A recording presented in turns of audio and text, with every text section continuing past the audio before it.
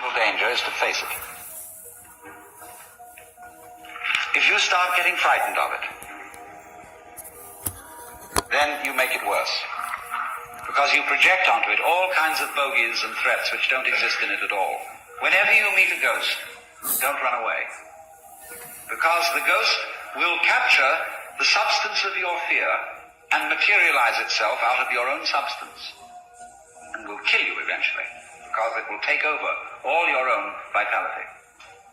So then, whenever confronted with a ghost, walk straight into it and it will disappear. We've got to survive.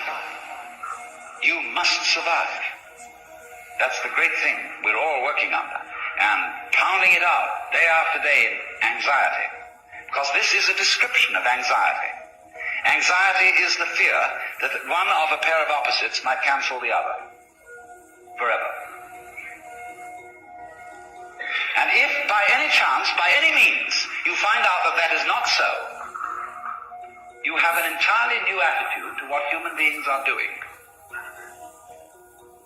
which may be very creative, but which also may be very dangerous. You see through the game. You are only just kidding that you're just poor little me. See, the function of a guru, that is to say a spiritual teacher in India, is to give you a funny look in the eye. Because you come to him and say, Mr. Guru, I have problems. I suffer and it's a mess and I can't control my mind and I'm miserable and depressed and so on. And he gives you a funny look. And you feel a bit nervous about the way he looks at you. Because he's reading your thoughts. And this man is a great magician. He can read everything that's in you. He knows right down into your unconscious, and you know all the dreadful things you've thought, and all the awful desires you have, and you are rather embarrassed that this man looks right through you and sees them all. But that's not what he's looking at. He's giving you a funny look for quite another reason altogether.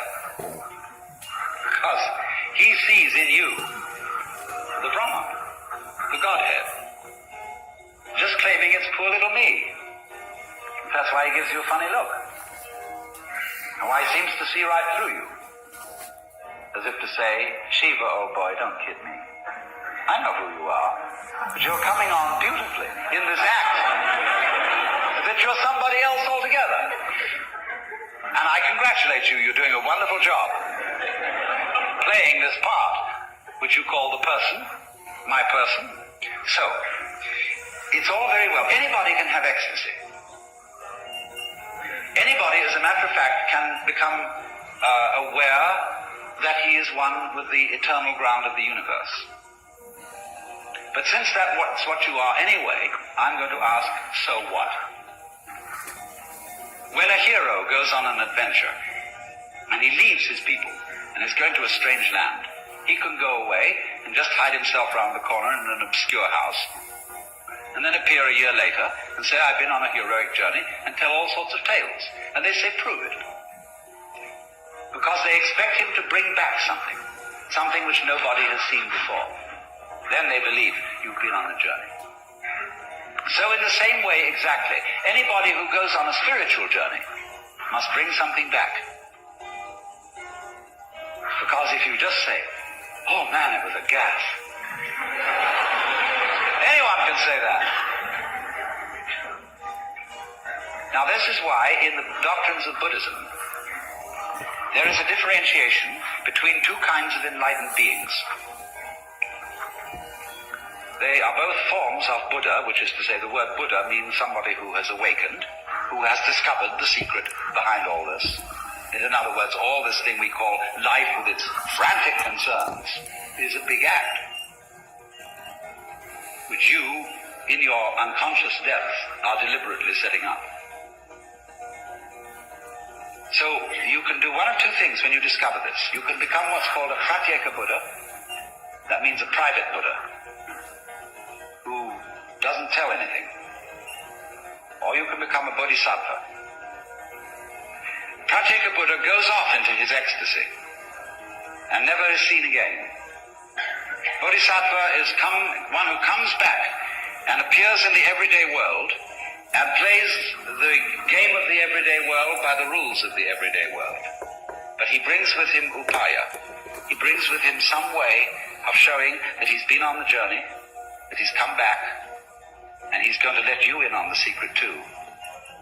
If you'll play it cool and also come back to join in the everyday life of everyday people. The first thing then is to discover what indeed you do love, if anything, and you will find there is something. And then go into the nature of that.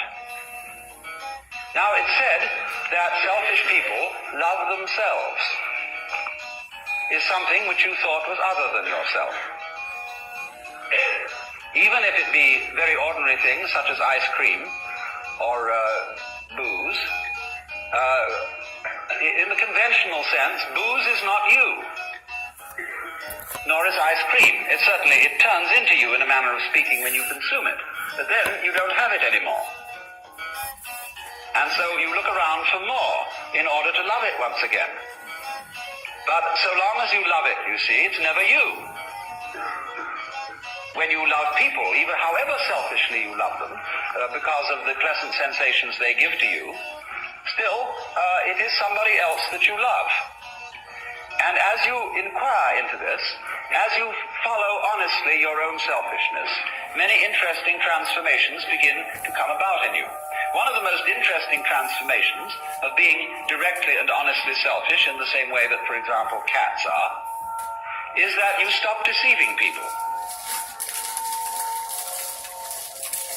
If what you define as you is inseparable from everything which you define as not you, just as front is inseparable from back, then you realize that deep down between self and other there is some sort of conspiracy. If these things always occur in combination and look very different from each other and feel quite different, nevertheless the feeling of difference between them allows each one to exist. And so underneath the opposition or the polarity between self and other, or between any other pair of opposites you can think of, there is something in common, as there is, for example, between figure and background. You can't see a figure without a background. You can't have an organism without an environment. Equally, you can't have a background without a figure, or an environment without organisms in it, or without things in it.